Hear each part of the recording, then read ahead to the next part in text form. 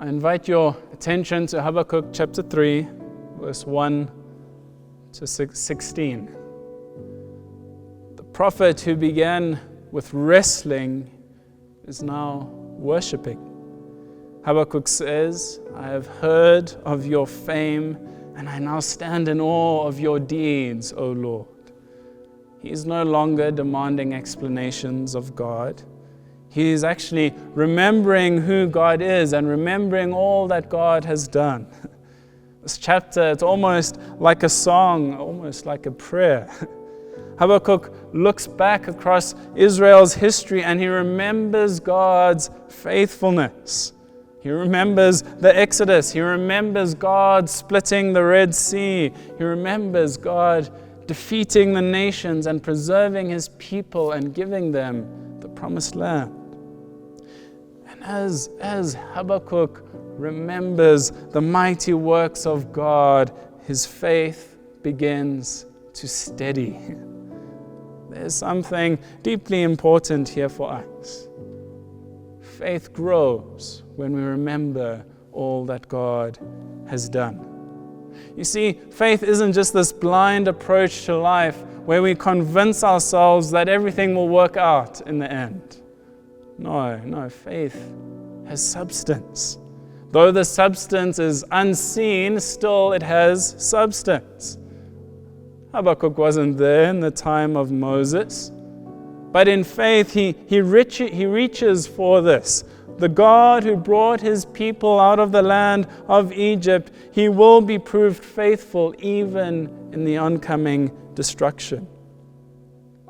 Habakkuk was not there. He did not see it with his own eyes, but in faith he reaches for it. Similarly, I as a Christian, I have not seen the risen Christ. But what does Romans say? Romans 10:17. Faith comes from hearing, and hearing through the word of Christ. You see, we hear the gospel. We confess with our mouths and we believe in our hearts, and we are saved. I didn't see Jesus, but I've heard a lot about Jesus. When I open my Bible, it tells me a good deal about Jesus. And in faith, I reach for the substance of Jesus, the person of Jesus, the death, the resurrection of Jesus. And in the substance of Jesus, we are saved. We have that substance to our faith. Think of Jesus too. After revealing his wounds to Thomas, he said this, Blessed are those who have not seen, but still they believe. Still they reach for me in faith. That is faith. So often we become so overwhelmed with the present moment. The struggles of life become all that we can see, all that we focus on. But Habakkuk here, he lifts his eyes beyond the immediate chaos and he remembers the faithfulness of God across generations.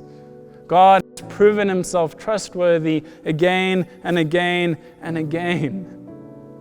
And for us, Christian, we have more, not less. We have more than what Habakkuk had to look back on. We have the clarity of the gospel. But we still need to do the exercise. We still need to raise our eyes beyond our current circumstances. I remember when I was a child, we often traveled as a family, and I was the last born and the youngest, and so I always ended up in the back somewhere. Often I would struggle with car sickness. And the advice that I got was, rather than looking at the trees whizzing past, rather than looking at the oncoming traffic whizzing past, lift your eyes to that distant hill, that distant mountain. Focus your eyes on that. And relative to the speed of the car, that seems static. That's something you can focus on. That's not whizzing past. You see, similarly, when life overwhelms us, when we feel we are in the darkest of valleys, that mountain in the distance of God's faithfulness, that's what helps us to survive and survive with our sanity intact. In many ways, this chapter teaches us to preach God's faithfulness back at ourselves, at our own hearts. What happens when we do this? Well, let's look at where Habakkuk ends up in this chapter.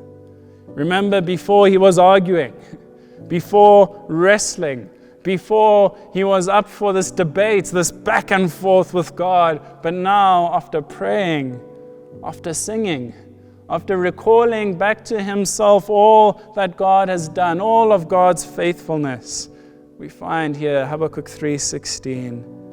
I hear about all of God's faithfulness. I recall to myself all these things. My body trembles. My lips quiver at the sound. The rottenness enters into my bones. My legs tremble beneath me. Yet I will quietly wait for the day of trouble to come upon people or the people who invade us. I think of Isaiah similarly, woe is me.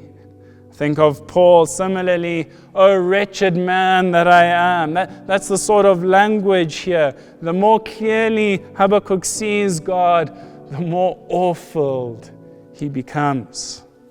He trembles. He shakes. He is unworthy. And so he turns from arguing, from wrestling, to worship. And he waits. He decides it is better for me to just wait quietly for God to do his thing. You see, when we truly grasp who God is, worship becomes really the only appropriate response. Now there's a process to that. We don't just jump to the end. Of course, we will still wrestle and we will still struggle and we bring these things before God in prayer. But if we follow these things through with our Bibles open, we should end up where Habakkuk ended up, in absolute awe of who God is.